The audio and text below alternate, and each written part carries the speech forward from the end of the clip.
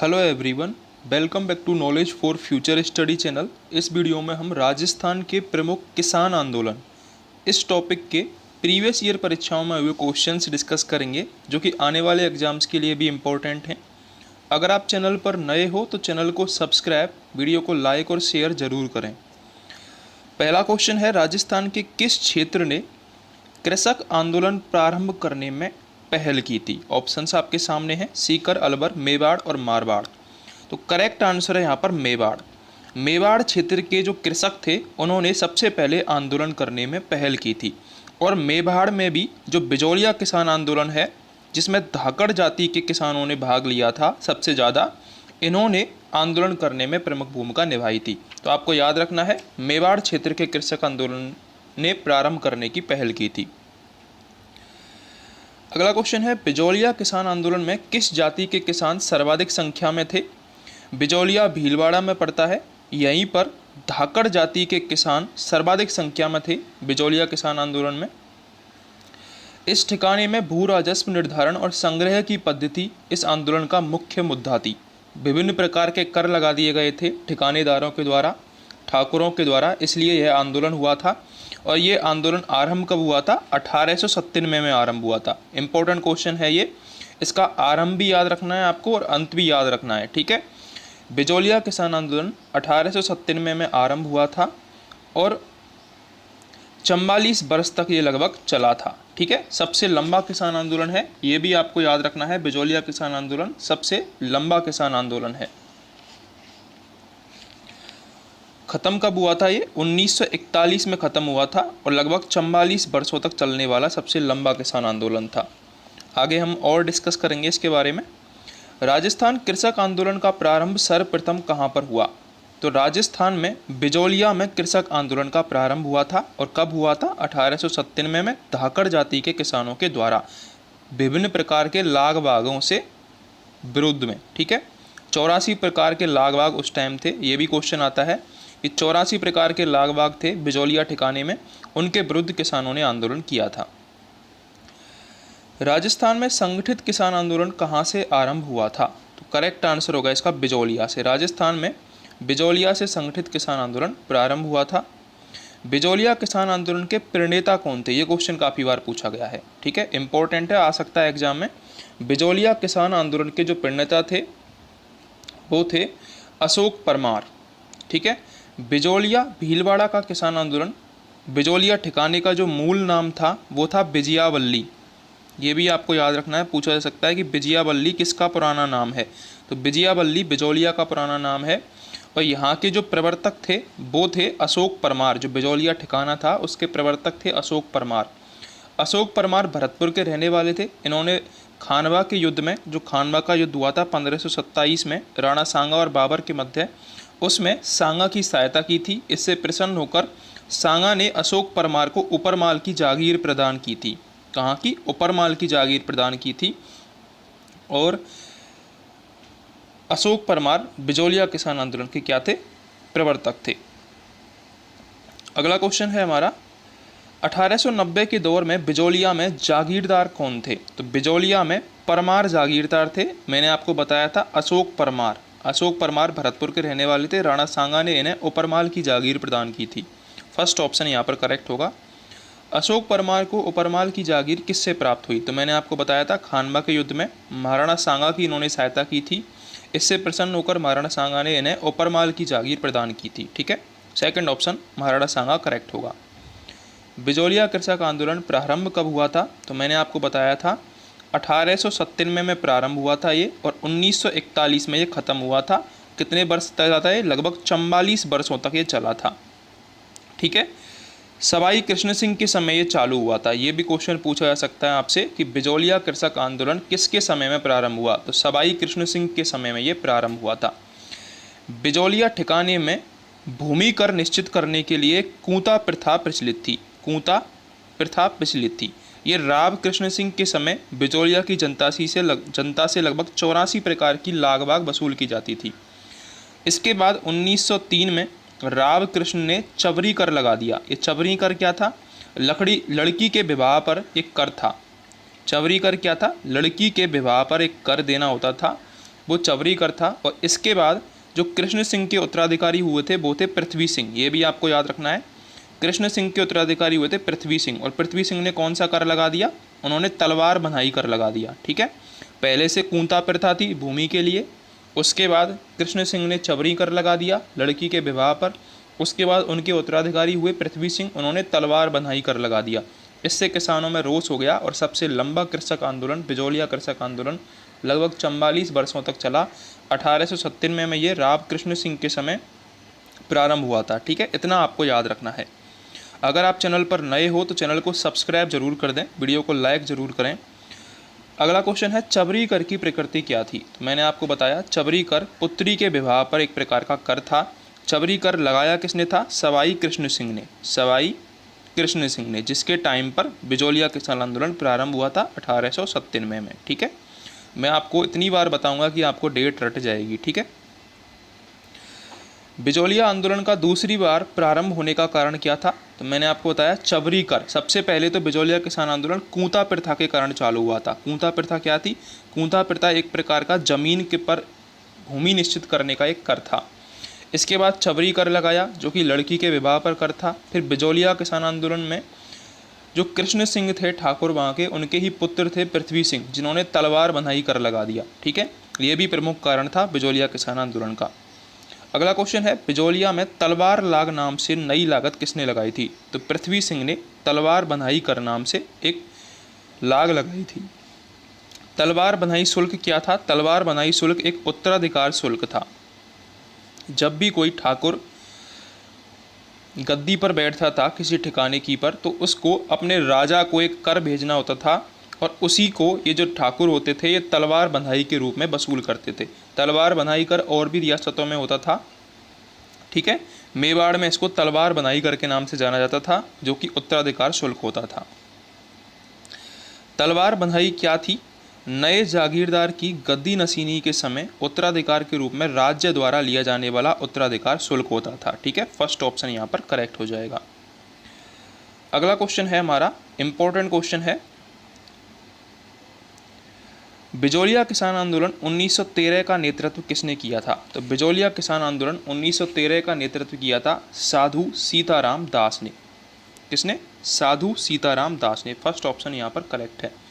1916 ईस्वी में साधु सीताराम दास की अध्यक्षता में किसान पंच बोर्ड की स्थापना की गई थी। इंपॉर्टेंट क्वेश्चन है ये, एग्जाम में डायरेक्टली पूछा जा सकता है कि किसान पंच बोर्ड की स्थापना किसने की थी? तो किसान पंच बोर्ड की स्थापना की थी साधु सीताराम दास ने। और कब की थी? 1916 में। डेट भी आपको याद रखनी है, ईयर भी। 1916 में किसान पंच बोर्ड की स्थापना साधु सीताराम दास ने की थी। इसके बाद 1916 के बाद ही 1917 में विजय सिंह पथिक ने, विजय सिंह पथिक जानते होंगे आप, बिजोलिया किसान आंदोलन का जनक कहा जाता है, इन्हें नेता कहा जाता है। तो विजय सिंह पथिक, इनका बचपन का नाम भी आपको याद रखना है, भूप सिंह इनका बचपन का नाम था। तो विजय सिंह पथिक ने 1917 में एक और पंच बोर्ड की स्थापना की थी जिसको उपरमाल पंच बोर्ड बोला जाता है। उपरमाल पंच बोर्ड। एक तो मैंने आपको बताया किसान पंच बोर्ड, जिसकी स्थापना 1916 में साधु सीताराम दास ने की। 1917 में विजय सिंह पथिक ने उपरमाल पंच बोर्ड की स्थापना की थी। बिजोलिया में क्रांति का सूत्रपात किया था। और ये जो उपरमाल पंच बोर्ड है ये बेरीसाल गांव में किया था गठित। ठीक है, कौन सा गांव है? बेरीसाल गांव। और जो उपरमाल पंच बोर्ड था इसका अध्यक्ष किसे बनाया गया? इसका अध्यक्ष बनाया गया मन्ना पटेल को। ये भी आपको याद रखना है, मन्ना पटेल को उपरमाल पंच बोर्ड का अध्यक्ष बनाया गया। अगर आप चैनल पर नए हो तो चैनल को सब्सक्राइब और वीडियो को लाइक ज़रूर कर दें और अपने मित्रों के साथ भी शेयर करें। सीताराम साधु का निम्नलिखित में से किस आंदोलन से संबंध था? ऑप्शंस आपके सामने हैं, तो करेक्ट आंसर होगा इसका थर्ड ऑप्शन। बिजोलिया कृषक आंदोलन से संबंध था सीताराम साधु का। इन्होंने 1916 में कौन सी पंच बोर्ड बनाई थी? किसान पंच बोर्ड बनाई थी। ये आपको याद रखना है, किसान पंच बोर्ड। अगला क्वेश्चन है, विजय सिंह पथिक ने बिजोलिया आंदोलन में भाग कब लिया था? तो विजय सिंह पथिक ने 1917 में उपरमाल पंच बोर्ड बनाई थी जिसका अध्यक्ष मन्ना पटेल को बनाया गया और इसकी स्थापना की थी बेरीसाल गांव में। तो 1917 ईस्वी में विजय सिंह पथिक ने बिजोलिया किसान आंदोलन में भाग लिया था। थर्ड ऑप्शन यहाँ पर करेक्ट होगा। 1917 में निम्नलिखित में से किसने बिजोलिया किसान पंचायत का आयोजन किया था? करेक्ट आंसर होगा विजय सिंह पथिक ने। सेकंड ऑप्शन यहाँ पर करेक्ट होगा। किसान पंचायत जिसकी स्थापना सन 1916-17 में की गई थी, इस संगठन का संबंध किससे था? तो 1916 में किसान पंच बोर्ड और 1917 में उपरमाल पंच बोर्ड दोनों ही संबंधित थे बिजोलिया से। किसान पंच बोर्ड की स्थापना साधु सीताराम दास ने की थी और उपरमाल पंच बोर्ड की स्थापना विजय सिंह पथिक ने की थी। बिजोलिया के किसानों में जागृति के लिए मित्र मंडल बिजोलिया नामक संगठन की स्थापना किसने की थी? तो मित्र मंडल नामक संगठन की स्थापना की थी साधु सीताराम दास ने। इंपॉर्टेंट क्वेश्चन है, कंफ्यूज नहीं होना है, विजय सिंह पथिक करके नहीं आना है आंसर। साधु सीताराम दास ने की थी मित्र मंडल की स्थापना, ये आपको जरूर याद रखना है। और साधु सीताराम दास ने ही किसान पंच बोर्ड की स्थापना भी की थी। अगला क्वेश्चन है हमारा, बिजोलिया किसान आंदोलन के जनक कौन थे? तो मैंने आपको बताया था विजय सिंह पथिक, इनका नाम था भूप सिंह। इनको ही बिजोलिया किसान आंदोलन का जनक कहा जाता है। और ये कब शामिल हुए थे आंदोलन में? 1917 ईस्वी में। ये भी आपको याद रखना है। अगला क्वेश्चन है, भूप सिंह का संबंध किस आंदोलन से था? भूप सिंह यानी विजय सिंह पथिक, इनका संबंध बिजोलिया किसान आंदोलन से था। सेकंड ऑप्शन करेक्ट होगा। कृषकों को उनके अधिकारों के प्रति जागरूक करने के लिए विजय सिंह पथिक ने किस संस्था की स्थापना की थी? तो यहाँ पर जो करेक्ट आंसर होगा वो होगा राजस्थान सेवा संघ। विजय सिंह पथिक ने राजस्थान सेवा संघ, उपरमाल पंच बोर्ड, इसके अलावा कौन कौन से बनाए थे? राजस्थान सेवा आश्रम, राजस्थान सेवा आश्रम, ठीक है। इसके अलावा विद्या प्रचारणी सभा, एक नाम ये भी याद रखना है आपको, विद्या प्रचारणी सभा। ये भी आ सकता है क्वेश्चन में कि विद्या प्रचारणी सभा की स्थापना किसने की थी? तो विजय सिंह पथिक ने ही विद्या प्रचारणी सभा, राजस्थान सेवा आश्रम, राजस्थान सेवा संघ, उपरमाल पंच बोर्ड, इन संस्थाओं की स्थापना की थी। यहाँ पर करेक्ट आंसर क्या होगा? Second option. कृषकों को उनके अधिकारों के प्रति जागरूक करने के लिए विजय सिंह पथिक ने राजस्थान सेवा संघ की स्थापना की थी। सेकंड ऑप्शन यहाँ पर करेक्ट होगा। अगर आप चैनल पर नए हो तो चैनल को सब्सक्राइब और वीडियो को लाइक शेयर जरूर करें। बिजोलिया किसान आंदोलन के दौरान प्रवर्तित विद्या प्रचारणी सभा के प्रवर्तक कौन थे? मैंने आपको बताया था कि विजय सिंह पथिक, इनका मूल नाम भूप सिंह था। इन्होंने राजस्थान सेवा आश्रम, राजस्थान सेवा संघ, विद्या प्रचारणी सभा, उपरमाल पंच बोर्ड, इनकी स्थापना की थी। निम्नलिखित सूची में से उन नेताओं को चुनिए जिन्होंने बिजोलिया किसान आंदोलन में भाग लिया था। तो किस किस ने भाग लिया था? साधु सीताराम दास ने लिया था, फर्स्ट करेक्ट है। विजय सिंह पथिक ने लिया था, ये भी करेक्ट है। माणिक्यलाल वर्मा ने लिया था, ये भी करेक्ट है। और नारायण जी पटेल ने लिया था, ये भी करेक्ट है। तो फर्स्ट, सेकंड, थर्ड, फोर्थ, ये तीनों ही करेक्ट हैं। अब बिजोलिया किसान आंदोलन के बारे में थोड़ा सा डिटेल देख लेते हैं हम। बिजोलिया किसान आंदोलन सबसे पहला और सबसे अहिंसात्मक ये आंदोलन था। 44 वर्षों तक ये चला था। कब से कब तक? 1897 में से लेकर 1941 तक ये चला था, ठीक है। 1897 में से लेकर 1941 तक ये चला था। साधु सीताराम दास, इसके बाद विजय सिंह पथिक के बाद 1927 तक तो साधु सीताराम और विजय सिंह पथिक ने चलवाया, ठीक है। इसके बाद 1927 के बाद आए थे माणिक्यलाल वर्मा और राम नारायण चौधरी, इनके नेतृत्व में ये चला था। 1941 में ये ख़त्म हुआ था। मेवाड़ के प्रधानमंत्री थे सर टी विजय राघवाचार्य, ये आपको नाम याद रखना है, सर टी विजय राघवाचार्य। इन्होंने इसकी समाप्ति करवाई थी। प्रथम चरण था इनका स्वयंपूर्ण किसान आंदोलन, जो कि 1897 में से 1915 तक चला था, जिसमें साधु सीताराम दास, फतेहकरण, ब्रह्मदेव दादीज, नाथूलाल कामदार, नानजी पटेल, ठाकरी पटेल, प्रेमचंद भील और रामजीलाल सुरार, इनके नाम आते हैं। द्वितीय चरण में 1916 से 1922 तक चला था, 1916 से 1922 तक, जिसमें विजय सिंह पथिक और नारायण पटेल का नाम आता है। तृतीय चरण में ये चला था 1923 से 1941 में, जिसमें प्रमुख भूमिका निभाई माणिक्यलाल वर्मा, रामनारायण चौधरी और जमनालाल बजाज ने, ठीक है। ये भी आपको याद रखना है। 3 चरणों में ये चला था। 1916 से 1922 द्वितीय चरण, 1923 से 1941 तृतीय चरण और 1897 में से 1915 प्रथम चरण था। निम्न में से कौन बिजोलिया किसान आंदोलन से संबंधित नहीं था? विजय सिंह पथिक बिल्कुल थे, सीताराम दास ये भी थे, माणिक्यलाल वर्मा ये भी थे। कौन नहीं था? फिर फर्स्ट ऑप्शन नहीं था, छगन राज चौपासनी वाला। निम्नलिखित में से कौन बिजौलिया किसान आंदोलन से जुड़े हुए थे? ऑप्शंस आपके सामने हैं। करेक्ट आंसर हो जाएगा यहाँ पर राम नारायण चौधरी। राम नारायण चौधरी 1927 के बाद माणिक्यलाल वर्मा के साथ तृतीय चरण में सम्मिलित हुए थे। थर्ड ऑप्शन यहाँ पर करेक्ट होगा। अगर आप चैनल पर नए हो तो चैनल को सब्सक्राइब जरूर करें। निम्नलिखित में से कौन बिजौलिया किसान आंदोलन से संबंधित द्वितीय जांच आयोग के सदस्य नहीं थे? ऑप्शंस हैं रमाकांत मालवीय, ठाकुर राज सिंह मेहता, तख्त सिंह और बिंदुलाल भट्टाचार्य। बिजौलिया में बिंदुलाल भट्टाचार्य आयोग ये अप्रैल 1919 में गठित हुआ था, अप्रैल 1919 में, जिसके सदस्य थे मांडलगढ़ के हाकिम बिंदुलाल भट्टाचार्य, दीवान थे अफजल अली हाकिम। नाम जरूर याद रखना है, पूछा जा सकता है, अफजल अली हाकिम। ठीक है। इसके अलावा अमर सिंह राणावत, ये तीनों थे। फिर इसके बाद एक और आयोग नियुक्त किया गया 1920 में, जिसके सदस्य कौन थे? मेहता तख्त सिंह थे। इसके अलावा रमाकांत मालवीय थे और राब बेदला थे। कौन नहीं थे? बिंदुलाल भट्टाचार्य नहीं थे, जो द्वितीय आयोग की बात कर रहा हूँ मैं। प्रथम आयोग में थे बिंदुलाल भट्टाचार्य, द्वितीय में नहीं थे, इसलिए फोर्थ ऑप्शन यहाँ पर करेक्ट होगा। बिजौलिया के किसान आंदोलन को गांधी जी ने आशीर्वाद कब दिया था? गांधी जी ने 1920 के नागपुर अधिवेशन में इसको आशीर्वाद दिया था। 1919 और 1920 में जो विजय सिंह पथिक थे, उन्होंने कांग्रेस के अमृतसर और नागपुर अधिवेशन में गांधी जी से इसे अवगत कराया था और गांधी जी ने 1920 में नागपुर अधिवेशन में इसे आशीर्वाद प्रदान किया था। ये आपको याद रखना है, इंपॉर्टेंट क्वेश्चन है। बिजौलिया आंदोलन के दौरान 1922 के समझौते के प्रति बिजौलिया जागीरदार का रवैया कैसा था? इन्होंने पूर्ण रूप से स्वीकार कर लिया था। ठीक है। 11 जून 1922 को एक समझौता हो गया था, जिसको बिजौलिया जागीरदार ने पूर्ण रूप से स्वीकार कर लिया था।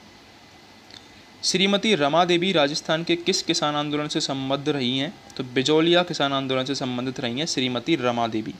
इसके अलावा अंजना देवी चौधरी, नारायणी देवी वर्मा भी इसका हिस्सा थी। अंजना देवी चौधरी और नारायणी देवी वर्मा। राजस्थान में सबसे पहले जेल में जाने वाली जो महिला थी वो थी अंजना देवी चौधरी। ये भी आपको याद रखना है। अगला जो क्वेश्चन है वो कथन और कारण का है। ब्रिटिश दबाव के कारण मेवाड़ प्रशासन ने बिजौलिया आंदोलन से 1922 में समझौता किया था। ये बिल्कुल सही कथन है। बिजौलिया जागीरदार ने 1922 के समझौते की भावना को मानने से इनकार कर दिया था। ठीक है, तो ये भी सही कथन है, लेकिन एक दूसरे की व्याख्या नहीं है ये। ठीक है।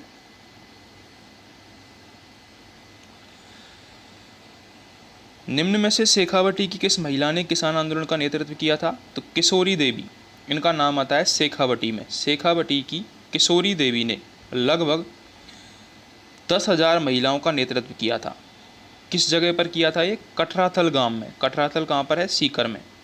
कठराथल गांव सीकर में किशोरी देवी ने लगभग 10,000 महिलाओं का 25 अप्रैल 1934 को नेतृत्व किया था। जकात तोरावटी या शेखावटी किसान आंदोलन, इसका नेतृत्व किया था नरोत्तम लाल जोशी व हरदयाल ने। इसी के तहत किशोरी देवी ने 25 अप्रैल 1934 को कठराथल गांव सीकर में 10,000 महिलाओं का नेतृत्व किया था। शेखावटी जकात आंदोलन का नेतृत्व किसने किया था? तो यहाँ पर जो करेक्ट आंसर होगा वो होगा पंडित नरोत्तम लाल जोशी। इसके अलावा एक और कौन थे? हरदयाल।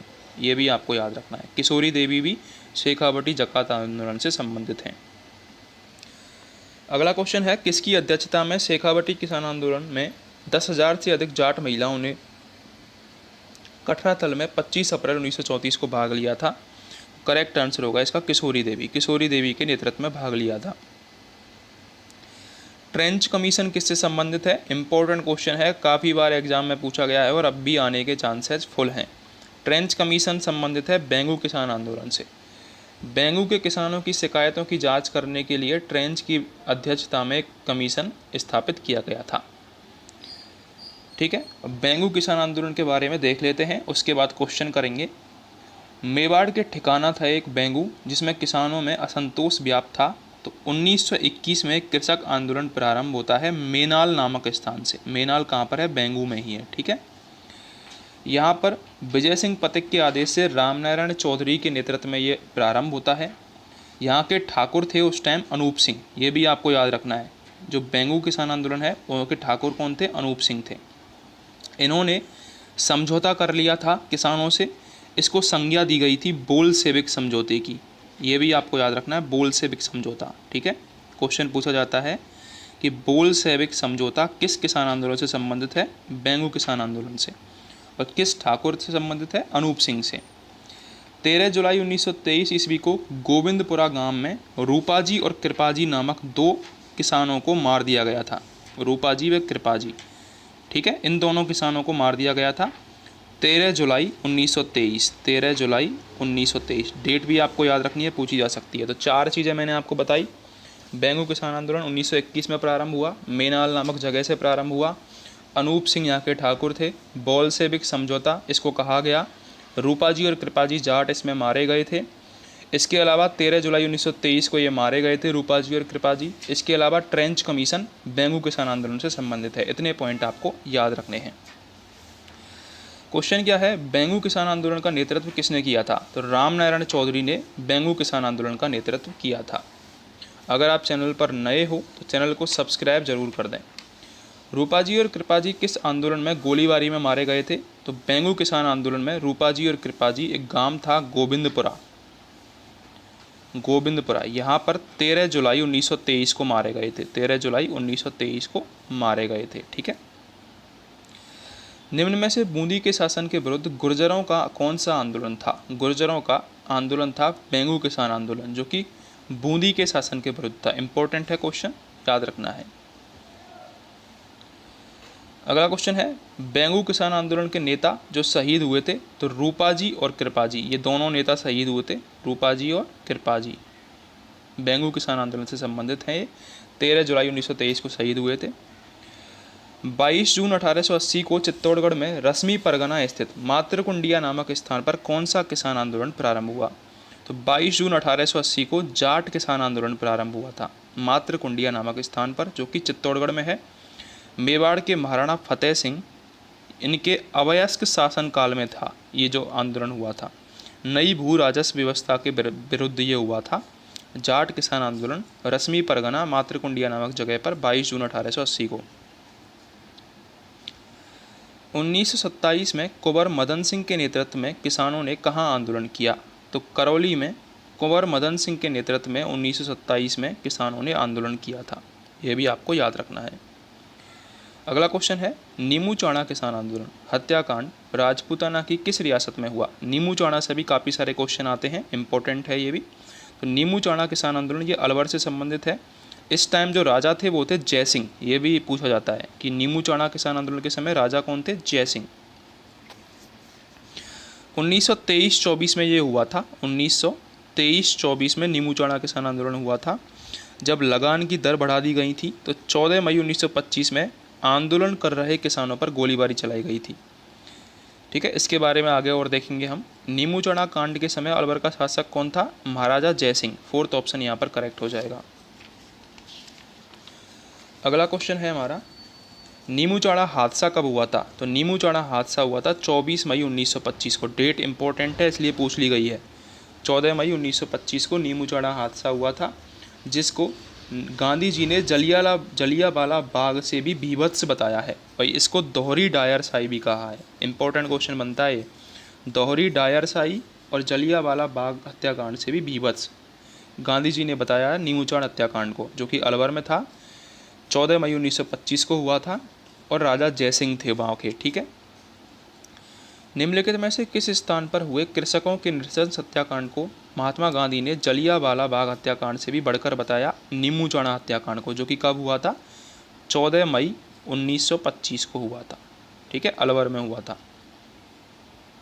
निम्नलिखित में से कौन सी घटना को महात्मा गांधी ने डायर के कृत्य से दुगनी बीभत्स कांड बताया? नीमू चाणा कांड मई 1925 की घटना है ये। माधो सिंह व गोविंद सिंह का संबंध निम्नलिखित में से किस किसान आंदोलन से था? अलवर किसान आंदोलन से संबंधित थे माधो सिंह और गोविंद सिंह। इसके अलावा गंगा सिंह और अमर सिंह भी प्रमुख नेता थे। वर्ष 1921 में किसानों का सुअर विरोधी आंदोलन किस राज्य में चला था? तो सुअर विरोधी आंदोलन अलवर राज्य में चला था। ये भी आपको याद रखना है। अगला हमारा क्वेश्चन है, नयनू राम ये किस किसान आंदोलन से संबंधित थे? तो जो नयनू राम थे ये बूंदी प्रजामंडल से संबंधित हैं। ठीक है, अब हम एक डिटेल देख लेते हैं, कुछ इंपॉर्टेंट पॉइंट्स देख लेते हैं। राजस्थान सेवा संघ व बिजोलिया किसान पंचायत की सफलता के बाद बरड़ जो कि बूंदी में है, वहाँ के किसान आंदोलन ने एक आंदोलन प्रारंभ किया। इस आंदोलन की जो चरम सीमा थी वो 2 अप्रैल को एक घटना हुई थी। 2 अप्रैल 1923 को एक डाबी नामक जगह पर एक अप्रिय घटना हुई, जहाँ पर पुलिस अधीक्षक थे बूंदी के इकराम हुसैन। नाम आपको ज़रूर याद रखना है। बूंदी के पुलिस अधीक्षक कौन थे? इकराम हुसैन। इन्होंने गोली चला दी और जिसमें 2 किसान मारे गए थे। कौन कौन से? नानक भील और दूसरे किसान थे देवीलाल गुर्जर। ठीक है, नानक भील और देवीलाल गुर्जर, ये दोनों मारे गए थे। नैनू राम जी ने नानक भील झंडा गीत प्राण मित्रों भले ही गवाना पर झंडा ने नीचे झुकना, ये गीत गाया था। ये फेमस गीत है उस टाइम का। और माणिक्यलाल वर्मा ने उसी समय अर्जी नाम से एक गीत भी लिखा था, अर्जी नाम से। ठीक है, ये भी क्वेश्चन पूछा जाता है कि अर्जी गीत किसने लिखा था? माणिक्यलाल वर्मा ने लिखा था और बूंदी किसान आंदोलन के टाइम पर ही लिखा था। ये जो किसान आंदोलन था, बूंदी किसान आंदोलन, ये पूरी तरह राज्य के खिलाफ था, ना कि जागीरदार के खिलाफ, इसलिए इम्पोर्टेंट है ये। ठीक है, बूंदी किसान आंदोलन 1922 से 1927 तक चला। 1922 से 1927 तक ये चला था। ठीक है, इतना आपको याद रखना है। बूंदी किसान आंदोलन नैनू राम से संबंधित है, माणिक्यलाल वर्मा से संबंधित है। इकराम हुसैन नामक अधीक्षक ने गोली चलाई थी, जिसमें नानक भील और देवीलाल गुर्जर मारे गए थे। ये घटना जिस जगह पर हुई थी उस जगह का नाम है डाबी कांड इसको बोला जाता है। ठीक है, इनमें से कौन बूंदी राज्य में हुए कृषक आंदोलन का नेता था? तो करेक्ट आंसर है Nainu Ram Sharma. First option correct है।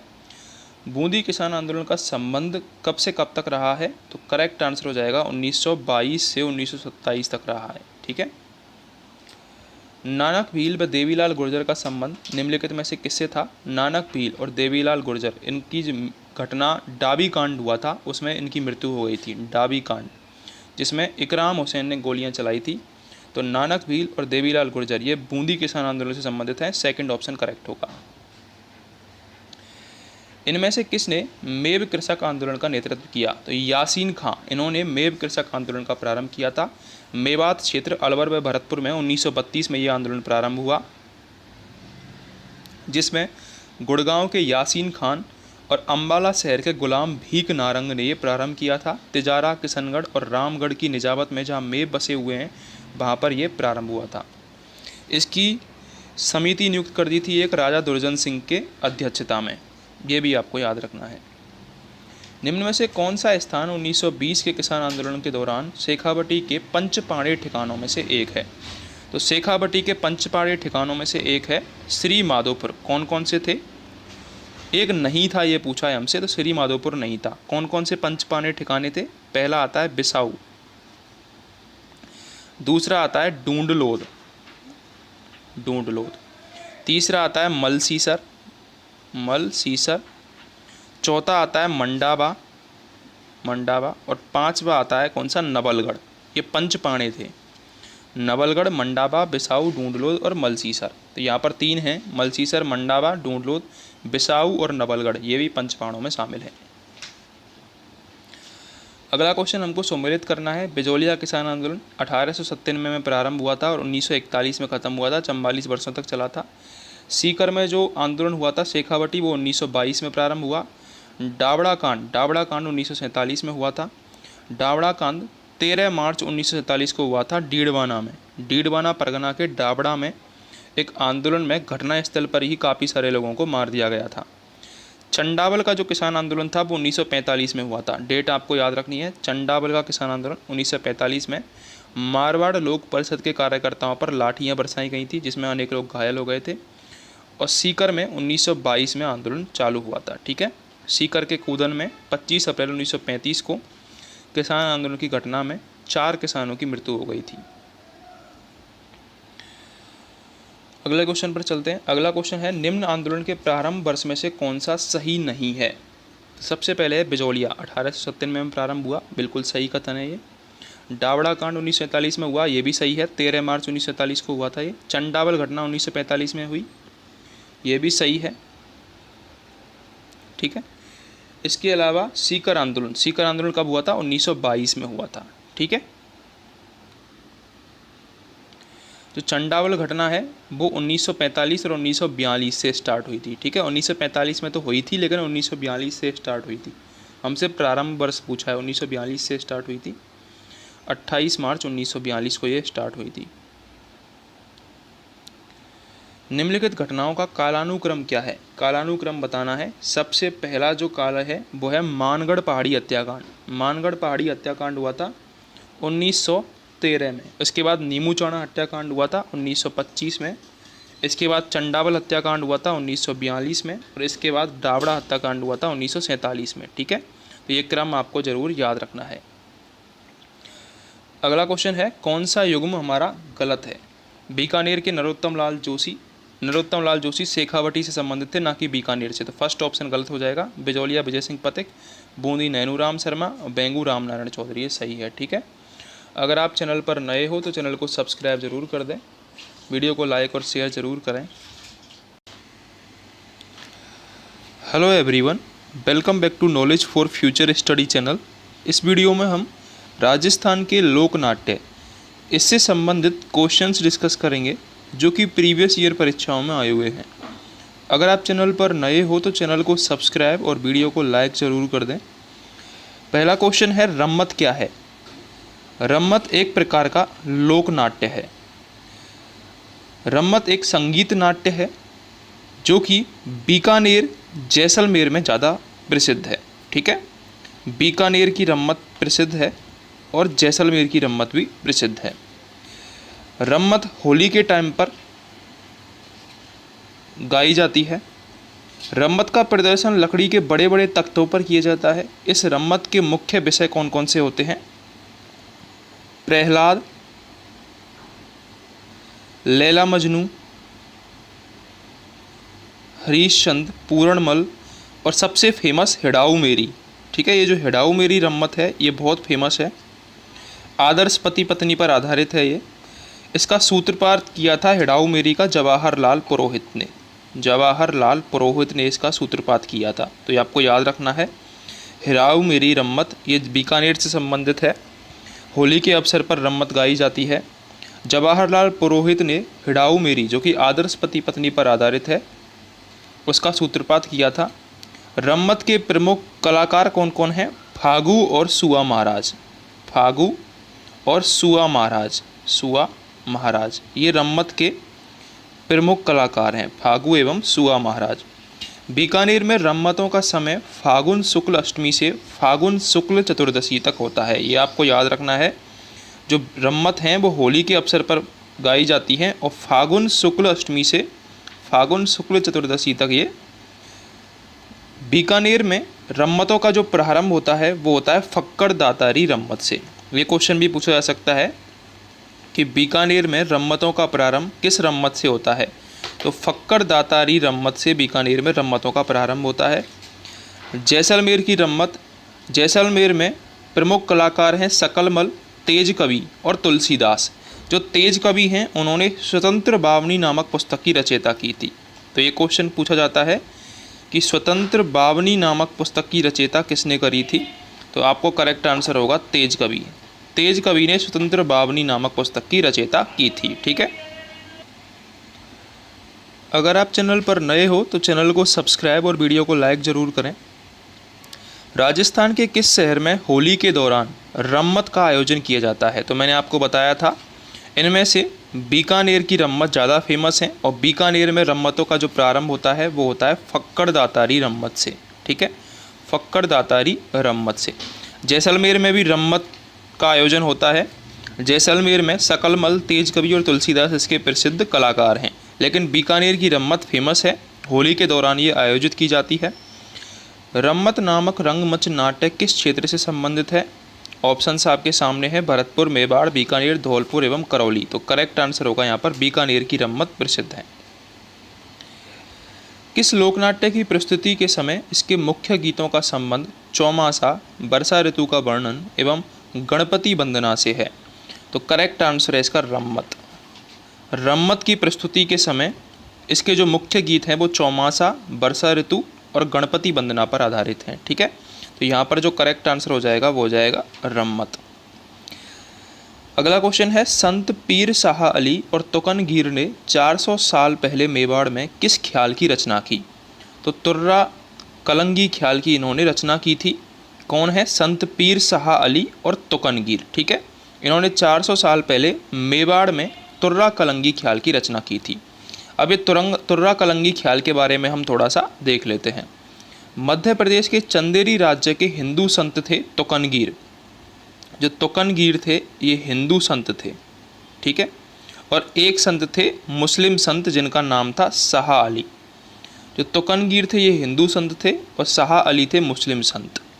तुकनगीर शिव के उपासक थे और जो शाह अली थे वो शक्ति के उपासक थे। शिव और शक्ति के उपासक थे ये दोनों। शाह अली हरे वस्त्र पहनते थे, तुकनगीर भगवा वस्त्र पहनते थे। शाह अली और तुकनगीर से प्रभावित होकर चंदेरी के जो राजा थे उन्होंने तुकनगीर को अपना तुर्रा भेंट किया। तुर्रा मुकुट पर होता है। और शाह अली को उन्होंने अपनी कलंगी भेंट स्वरूप प्रदान की थी। तभी से ये जो ख्याल है ये तुर्रा कलंगी ख्याल के नाम से जाना जाता है।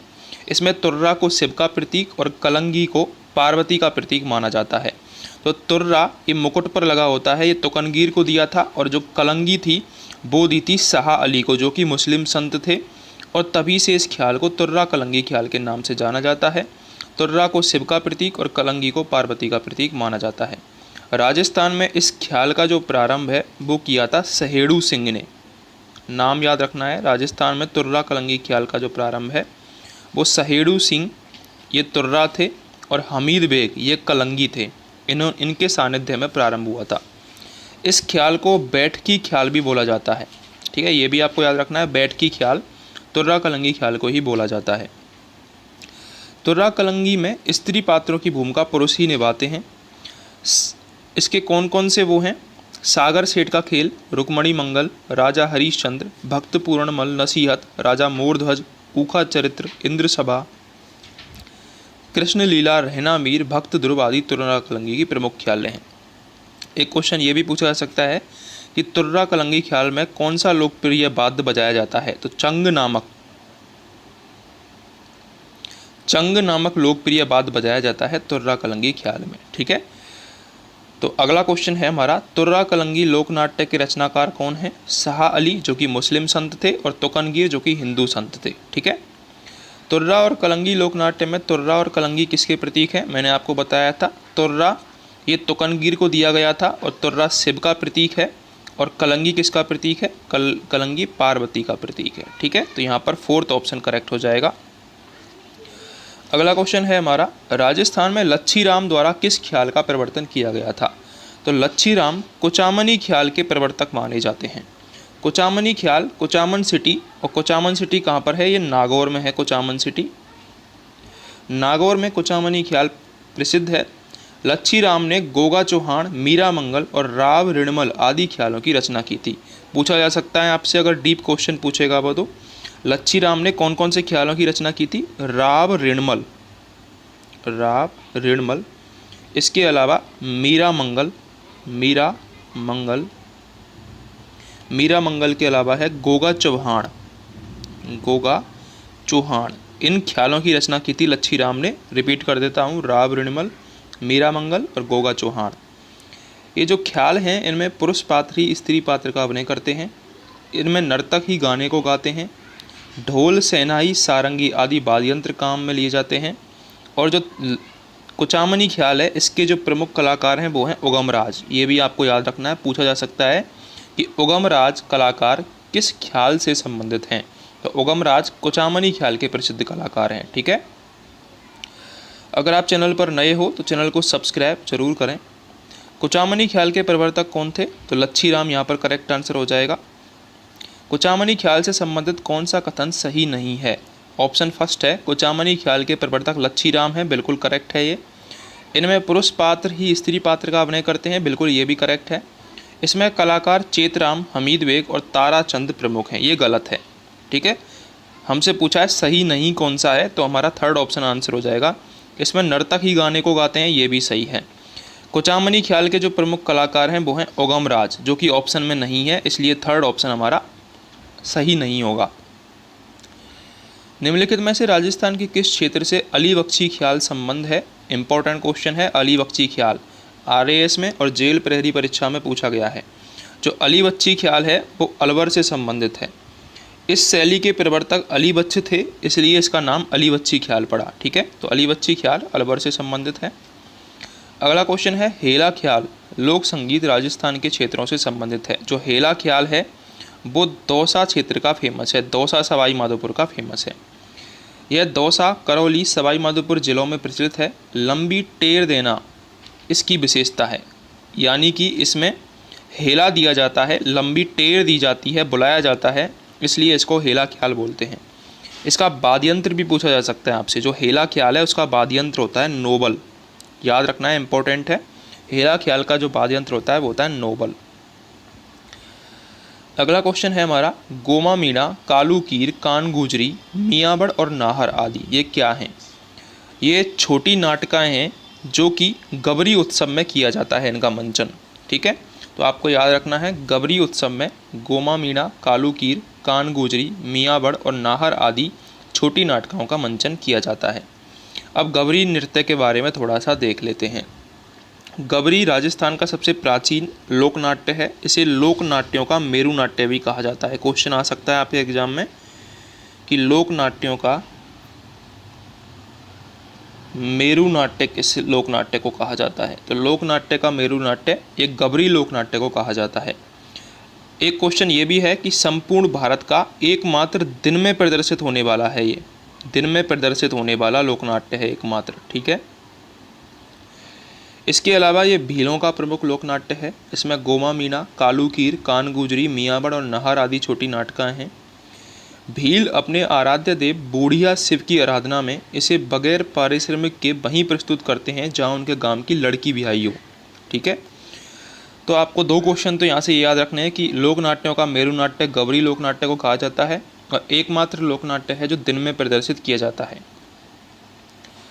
राजस्थान में कौन सा लोक नाट्य मेरु नाट्य के नाम से जाना जाता है? तो गबरी यहाँ पर करेक्ट आंसर हो जाएगा, थर्ड ऑप्शन। झामटिया पात्र लोक भाषा में कविता बोलता है और खटखटिया उसको दोहराता है और बीच बीच में जोकर का काम करता है। पात्र झामटिया और खटखटिया किससे संबंधित हैं? इंपॉर्टेंट क्वेश्चन है। तो झामटिया और खटखटिया ये दोनों गबरी नृत्य से संबंधित हैं, फर्स्ट ऑप्शन करेक्ट होगा। ये जो गबरी है ये सावन भादों के महीने में 40 दिनों तक खेला जाता है। सावन भादों के महीने में लगभग 40 दिन तक खेला जाता है और एक बात याद रखनी है आपको, दिन में ही प्रदर्शित होता है ये। ठीक है, अगला क्वेश्चन है, मेवाड़ के अरावली क्षेत्र की भील जाति का लोक नाट्य कौन सा है? तो गबरी लोक नाट्य ये भील जाति का है और मेवाड़ क्षेत्र का है। ठीक है, अगला क्वेश्चन है, चार वेद जो राजस्थान की प्रचलित लोक गायन शैली है कहाँ की प्रसिद्ध है? चार वेद कला टोंक की प्रसिद्ध है, सेकंड ऑप्शन करेक्ट होगा। राजस्थान के टोंक नगर में संगीत दंगल रूपी लोकनाट्य विधा है ये। इसमें परंपरागत ढप बजाकर, ढप वाद्य यंत्र का प्रयोग होता है इसमें, और कव्वाली की तरह इसको गाया जाता है। यह शैली टोंक के नवाब फैजुल्ला खां के समय किसने शुरू की थी? अब्दुल करीम खान ने। अब्दुल करीम खान और खलीफा करीम खान निहंग ने प्रारंभ की थी। ये जो चार वेद है ये पठानों की विद्या है, पठानों की विद्या है। चार वेद में ढपली वाद्य यंत्र का प्रयोग किया जाता है। तीन क्वेश्चन मैंने आपको बताए। चार वेद पठानों की है, चार वेद टोंक नगर में मनाई जाती है, आयोजित होती है। चार वेद के जो प्रवर्तक हैं वो हैं अब्दुल करीम खान और इसमें वाद्य यंत्र ढपली का प्रयोग होता है। ठीक है, ये चार क्वेश्चन यहाँ से आपको याद रखने हैं। अगला क्वेश्चन है हमारा, गोपी जी भट्ट राजस्थान के किस लोक नृत्य शैली के कलाकार हैं? तो आपको याद रखना है जो गोपी जी भट्ट हैं वो तमाशा के कलाकार हैं। गोपी जी भट्ट लोकनाट्य का आरंभ जयपुर के भूतपूर्व शासक प्रताप सिंह के समय में हुआ था। जो तमाशा जो हमारा लोकनाट्य है इसका जो प्रारंभ है वो प्रताप सिंह के समय में हुआ था, ये आपको याद रखना है। ठीक है, यह जयपुरी ख्याल व ध्रुपद गायी का सम्मिलित रूप है। गोपी जी भट्ट, गोपी कृष्ण भट्ट, वासुदेव भट्ट ये एक क्वेश्चन यहाँ पर आपको ये याद रखना है कि गोपीचंद और हीर राजा, गोपीचंद और हीर राजा ये एक तमाशे के नाम हैं, गोपीचंद और हीर राजा। इसके जो रचयिता हैं वो हैं वासुदेव भट्ट। ये क्वेश्चन एग्जाम में पूछा जाता है कि गोपीचंद और हीर राजा तमाशे के रचयिता कौन है, तो वासुदेव भट्ट है यहाँ पर करेक्ट आंसर होगा, ये आपको याद रखना है। ठीक है, निम्नलिखित में से कौन सी लोक संगीत एवं नृत्य शैली केवल मात्र जयपुर से संबंधित है, तो करेक्ट आंसर है यहाँ पर तमाशा। तमाशा जयपुर से संबंधित है और ये प्रताप सिंह के समय में चालू हुई थी। गोपीचंद और हीर राजा तमाशा के रचयिता हैं वासुदेव भट्ट। नौटंकी तथा रामलीला राजस्थान के किस भूभाग में अधिक लोकप्रिय हैं, तो नौटंकी और रासलीला, रामलीला ये पूर्वी क्षेत्र में है। पूर्वी क्षेत्र में कौन कौन से जिले आते हैं, अलवर, भरतपुर, धौलपुर, सवाई माधोपुर और करौली। इस लोकनाट्य के प्रमुख विषय हैं राजा हरिश्चंद्र, लैला मजनू, नल दमयंती, भर्तरी आदि। जो नौटंकी है इसकी शुरुआत की थी डीग निवासी भूरी लाल ने। डीग निवासी कौन है, भूरी लाल, डीग निवासी हैं भूरी लाल। इन्होंने नौटंकी और रामलीला की प्रवर्तक हैं। ये नौटंकी में 9 प्रकार के वाद्य यंत्रों का प्रयोग होता है, ये भी आपको याद रखना है। ठीक है, तो भूरी लाल आपको याद रखना है। पूर्वी क्षेत्र में नौटंकी का आयोजन होता है। जिस क्षेत्र में नौटंकी सर्वाधिक लोकप्रिय है वह कौन सा क्षेत्र है, भरतपुर में नौटंकी सर्वाधिक लोकप्रिय है। फर्स्ट ऑप्शन करेक्ट हो जाएगा। राजस्थान में भवाई नाट्य के जन्मदाता कौन है, भवाई नाट्य मूलतः गुजरात का लोक नाट्य है। यह उदयपुर संभाग में आयोजित होता है क्योंकि गुजरात के टच में है उदयपुर। और भवाई नाट्य के जो लोकदाता हैं वो है बाघाजी। बाघाजी कहाँ के रहने वाले हैं, ये अजमेर के रहने वाले हैं और इन्होंने भवाई नाट्य का जन्म किया था। ठीक है, इसमें भवाई नाट्य में जो मुख्य पात्र होते हैं उनको सगाजी और सगीजी कहा जाता है, ये भी आपको याद रखना है। पूछा जा सकता है कि सगाजी और सगीजी किसके मुख्य पात्र हैं, ये भवाई नाट्य के मुख्य पात्र हैं। एक आपको यहाँ पर यह भी याद रखना है कि एक जो भवाई नाट्य का ही एक नाटक है जसमल ओढ़न, जसमल ओढ़न, इसको लिखने वाली जो कलाकार थी वो थी शांता गांधी, ये आपको याद रखना है। ठीक है, इसको लिखने वाली कलाकार थी शांता गांधी। जसमल ओढ़न ये भवाई नाट्य के अंतर्गत ही आता है। बागाजी जाट केकड़ी अजमेर के रहने वाले थे जिन्होंने भवाई नाट्य की शुरुआत की थी, तो थर्ड ऑप्शन यहाँ पर करेक्ट होगा। लोक नाट्य के रूप में पाबूजी की फड़ अत्यंत लोकप्रिय है। पाबूजी क्या है, पाबूजी लोक देवता हैं। पाबूजी को ऊँटों का देवता भी कहा जाता है। क्वेश्चन आता है काफ़ी बार कि ऊँटों का देवता किसे कहा जाता है, पाबूजी को कहा जाता है। पाबूजी से संबंधित स्थान है कोलूमंड, ये भी आपको याद रखना है। पाबूजी की फड़ बाँचते समय जो वाद्य यंत्र प्रयोग होता है वो होता है रावण हत्ता। रावण हत्ता वाद्य यंत्र प्रयोग होता है जब पाबूजी की फड़ बाँची जाती है। मारवाड़ में सर्वप्रथम ऊँट लाने का श्रेय पाबूजी को ही जाता है, ये भी आपको याद रखना है। अगला क्वेश्चन है पाबूजी की फड़ में भोपा द्वारा प्रयोग किए जाने वाला वाद्य यंत्र कौन सा है। मैंने बताया था रावण हत्ता वाद्य यंत्र प्रयोग होता है पाबूजी की फड़ बाँचते समय। मारवाड़ में सर्वप्रथम ऊँट लेके आए थे इसलिए इन्हें ऊँटों का रक्षक देवता भी कहा जाता है।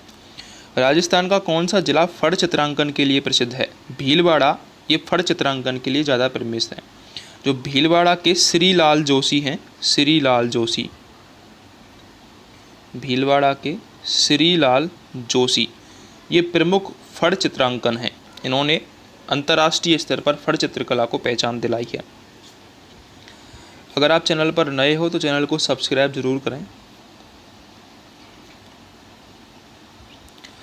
राजस्थान का बहरूपिया कला विश्व के अनेक राष्ट्रों में प्रदर्शित करने वाले कौन थे, तो जो बहरूपिया कला है उसको ही स्वांग भी बोला जाता है, स्वांग। ठीक है, और स्वांग के जो जनक हैं वो माने जाते हैं जानकी लाल भांड, जानकी लाल भांड। इन्होंने ही विश्व के अनेक राष्ट्रों में इसको प्रदर्शित किया था और ख्याति दिलाई थी। तो आपको याद रखना है बहरूपिया कला यानी स्वांग, इसके प्रवर्तक हैं जानकी लाल भांड। अगला क्वेश्चन है निम्नलिखित में से कौन सा राजस्थान की लोक नाट्य शैली नहीं है।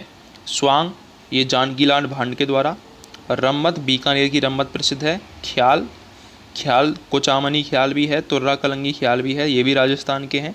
डाढ़ी राजस्थान का नहीं है। डाढ़ी ये जैसलमेर बाड़मेर में कलाकार इसके अधिक हैं और मांगड़ियार के नाम से जाना जाता है इन कलाकारों को। कामायचा लोकवाद्य बजाते हैं लेकिन ये राजस्थान की लोकनाट्य शैली नहीं है। ठीक है। अगला क्वेश्चन है, निम्नलिखित में से राजस्थान की लोकप्रिय तार कठपुतली कौन सी है? करेक्ट आंसर है यहाँ पर कठपुतली। जो कठपुतली नृत्य है ये किस जाति द्वारा किया जाता है? नट जाति के द्वारा किया जाता है। 21 मार्च को विश्व कठपुतली दिवस भी मनाया जाता है, ये भी आपको याद रखना है। विश्व कठपुतली दिवस 21 मार्च को मनाया जाता है। ठीक है। अगला क्वेश्चन है, किस कलाकार ने गोपी चंद व हीर रांझा तमाशा प्रारंभ किया था? तो मैंने आपको जब तमाशा पढ़ रहे थे हम तब बताया था, वासुदेव भट्ट ने गोपी चंद व हीर रांझा तमाशा प्रारंभ किया। और तमाशा किस क्षेत्र का फेमस है? जयपुर का फेमस है। और जयपुर में कब स्टार्ट हुआ था? ये प्रताप सिंह के शासनकाल में स्टार्ट हुआ था। ठीक है,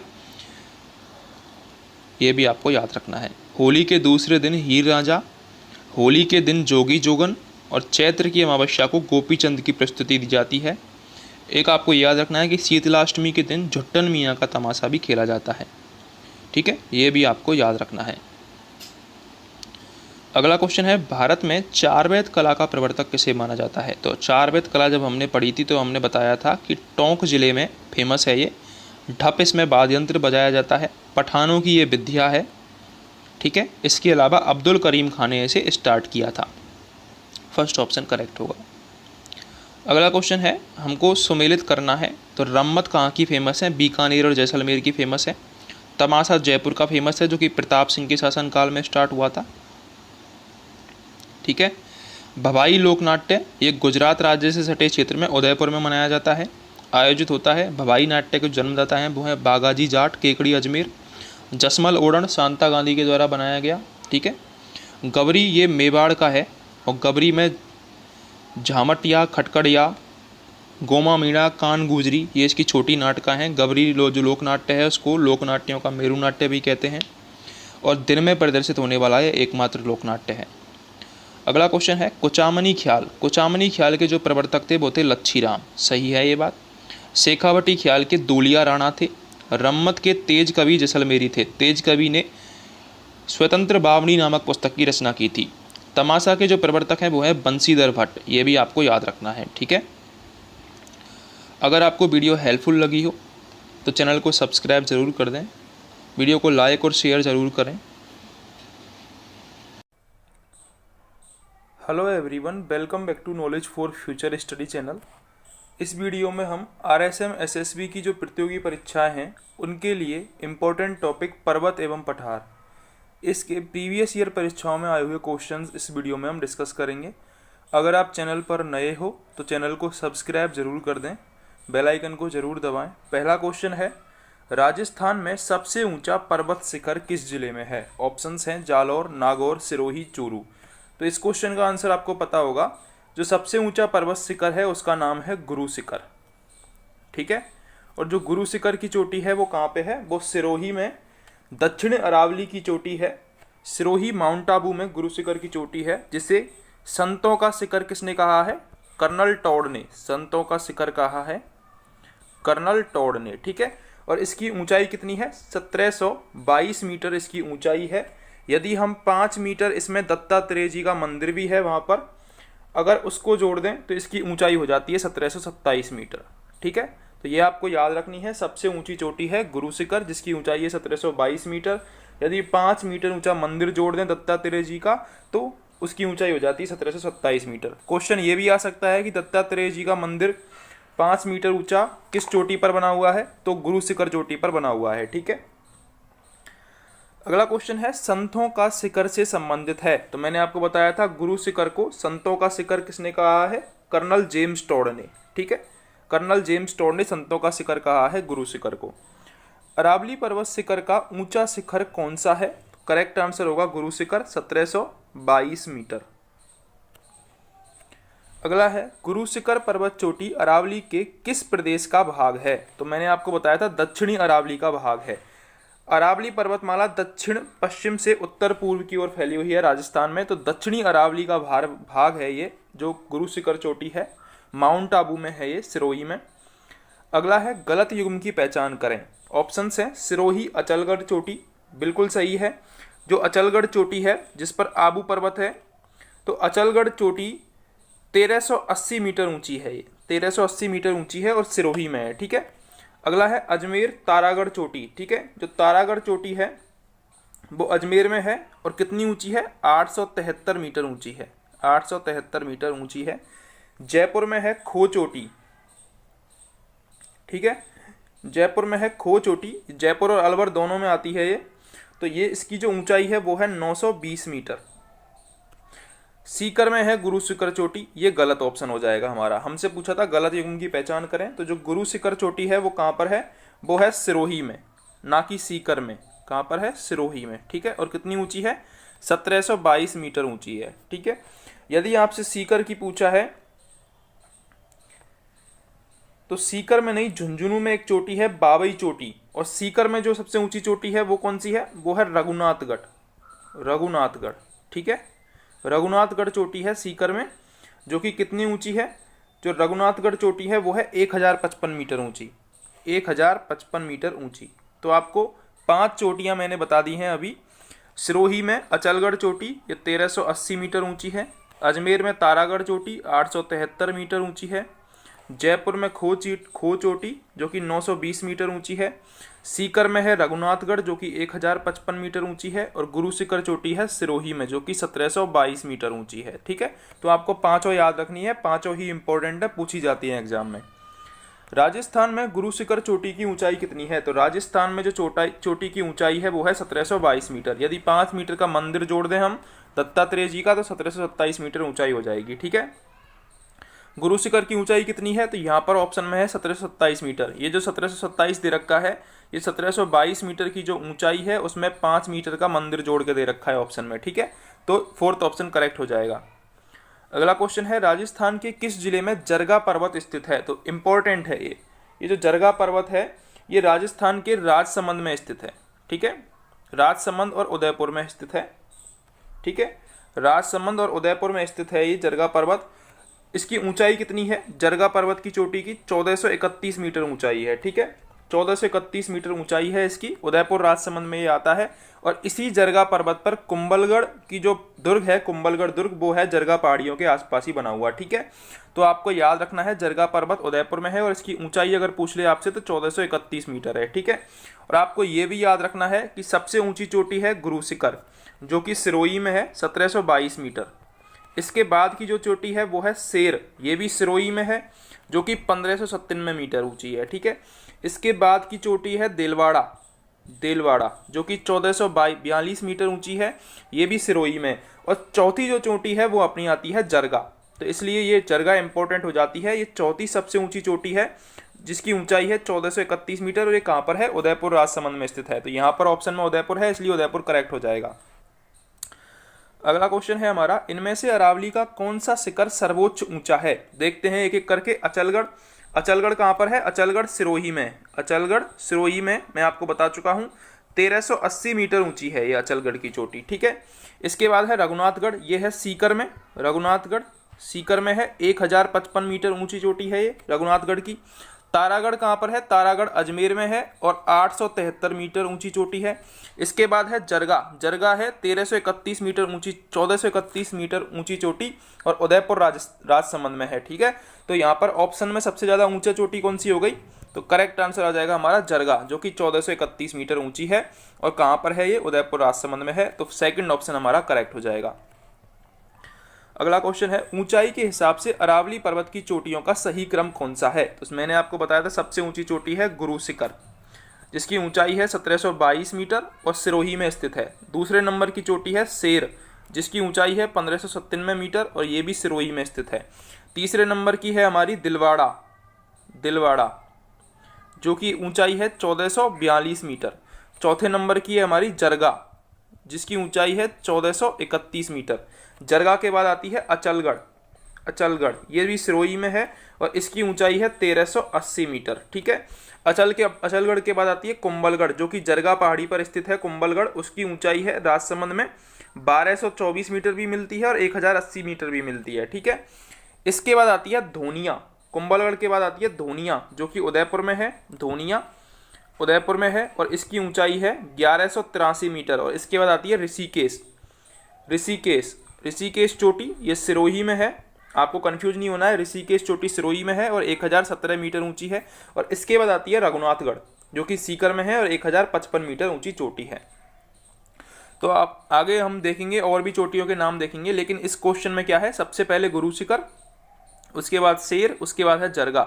जरगा की ऊंचाई है 1431 मीटर, शेर की ऊंचाई है 1597 मीटर और गुरु शिखर की ऊंचाई है 1722 मीटर। तो ये आपको याद रखनी है, ठीक है।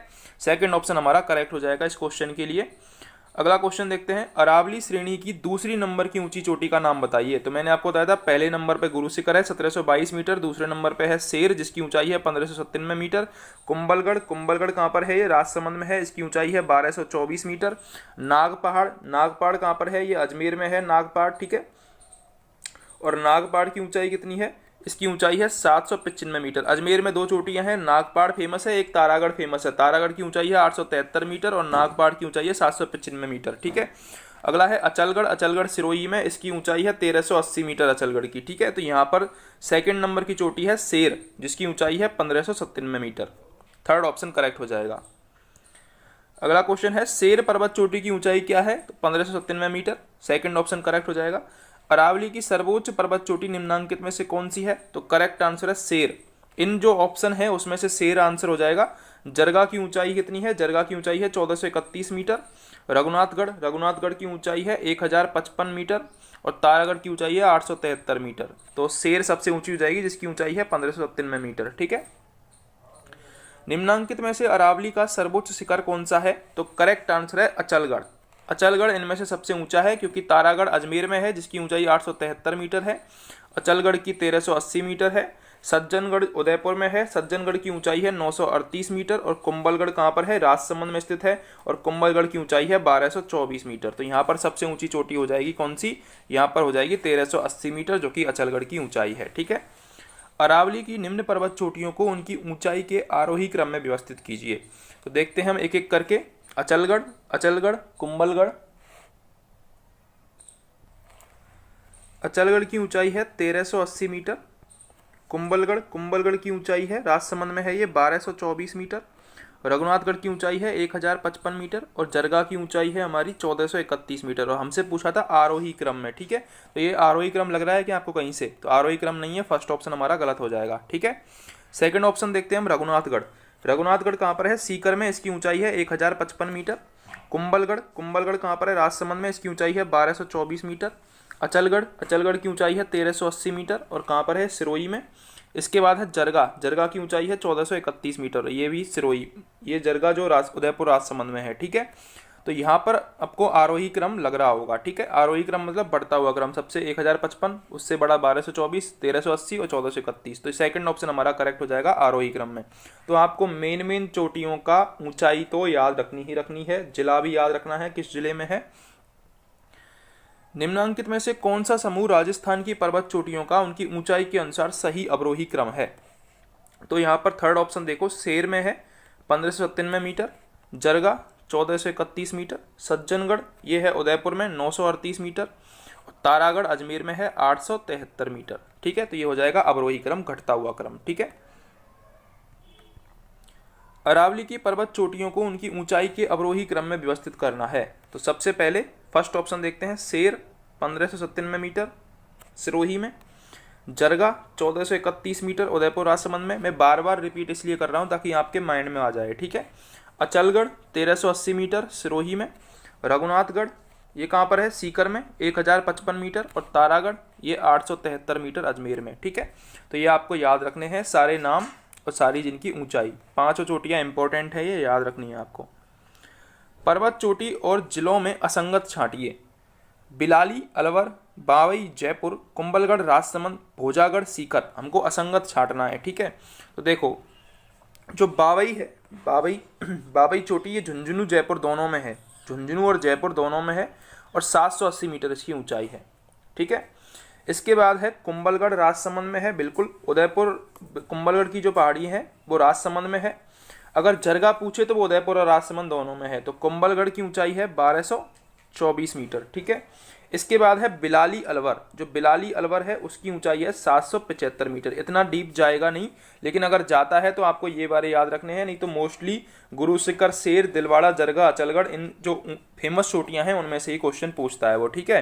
तो ये थोड़ा डीप चला जाएगा। बिलाली अलवर, इसकी ऊंचाई है 775 मीटर। बाबई जयपुर में है 780 मीटर। इसके बाद है सीकर में है रघुनाथगढ़, ना कि भोजागढ़, ठीक है। सीकर में कौन सी है? सीकर में है रघुनाथगढ़, जिसकी ऊंचाई है 1055 मीटर, ठीक है। तो ये आपको याद रखनी है। अगर आपको क्वेश्चंस हेल्पफुल लगे हों तो चैनल को सब्सक्राइब जरूर कर दें, बेल आइकन को जरूर दबाएं। अगर आप सब्सक्राइब करोगे तो ज़्यादा व्यूज आएंगे और आपका भी देखने का मन करेगा।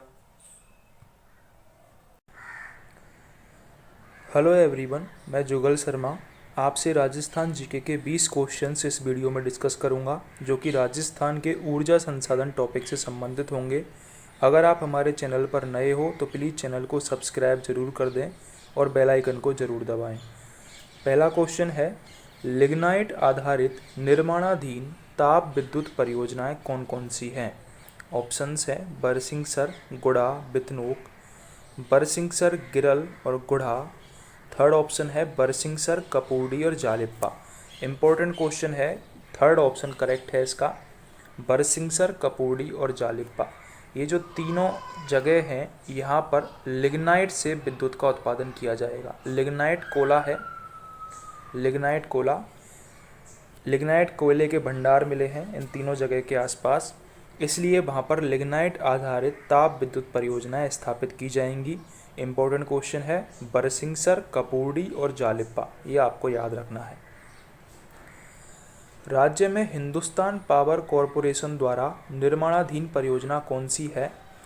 बरसिंहसर तापीय परियोजना, सूरतगढ़ तापीय परियोजना, धौलपुर नेफ्ता आधारित परियोजना, रामगढ़ गैस तापीय विस्तार परियोजना। तो करेक्ट आंसर है इसमें बरसिंहसर तापीय परियोजना, जो कि लिग्नाइट पर बेस्ड है। लिग्नाइट पर बेस्ड है ये परियोजना और हिंदुस्तान पावर कॉरपोरेशन द्वारा निर्माणाधीन परियोजना है।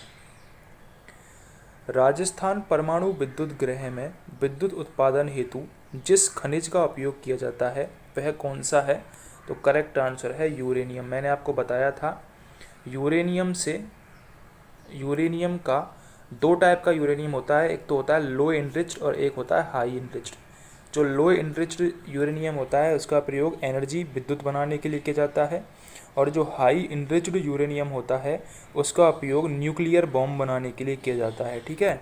तो राजस्थान के जो रावतभाटा में परमाणु विद्युत संयंत्र है, रावतभाटा चित्तौड़गढ़, वहाँ पर यूरेनियम का उपयोग किया जाता है खनिज की तरह।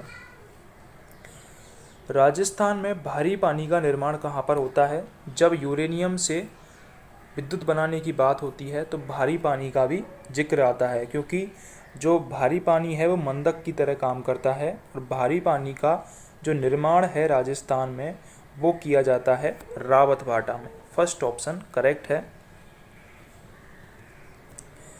राजस्थान परमाणु विद्युत गृह किस देश की सहायता से स्थापित किया गया है? वह कौन सा है? ये बहुत इंपॉर्टेंट क्वेश्चन है, काफ़ी सारे एग्जाम में पूछा गया है और आगे भी आ सकता है। जो राजस्थान परमाणु विद्युत गृह है वो कनाडा की सहायता से स्थापित किया गया है। फोर्थ ऑप्शन कनाडा करेक्ट है। राजस्थान परमाणु विद्युत गृह कनाडा की सहायता से स्थापित किया गया है। प्रस्तावित मथानिया सौर ऊर्जा परियोजना से संबंधित जिला कौन सा है? जो मथानिया सौर ऊर्जा परियोजना है उससे संबंधित जो जिला है वो है जोधपुर, जोधपुर, ठीक है। फोर्थ ऑप्शन करेक्ट है, मथानिया सौर ऊर्जा परियोजना जोधपुर। राजस्थान का पहला सौर ऊर्जा विद्युतीकृत गांव कौन सा है? ऑप्शंस हैं नया गांव, मथानिया, बीसलपुर, पुंगल। तो करेक्ट आंसर है इसका नया गांव। सौर ऊर्जा विद्युतीकृत गांव है ये राजस्थान का पहला ऐसा गांव है जो कि सौर ऊर्जा से विद्युतीकृत है, नाम है नया गांव। प्रति व्यक्ति विद्युत के उपभोग की दृष्टि से राजस्थान का देश में कौन सा स्थान है? ऑप्शंस आपके सामने है स्क्रीन पर। करेक्ट आंसर है इसका 10वां स्थान है प्रति व्यक्ति उपभोग के मामले में राजस्थान का, विद्युत के उपभोग के मामले में। ग्रामीण विद्युतीकरण की दृष्टि से राजस्थान का देश में कौन सा स्थान है? तो राजस्थान का 5वां स्थान है ग्रामीण विद्युतीकरण की दृष्टि से।